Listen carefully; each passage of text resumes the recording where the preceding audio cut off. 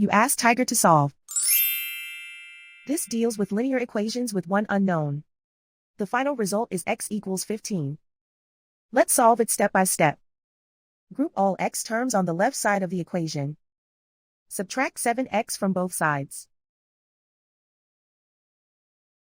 Group like terms.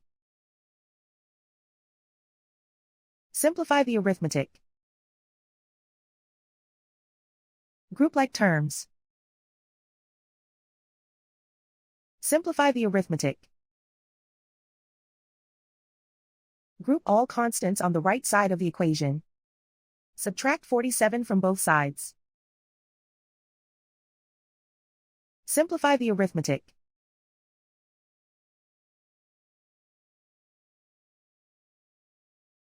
Isolate the x. Divide both sides by -5. Cancel out the negatives. Simplify the fraction.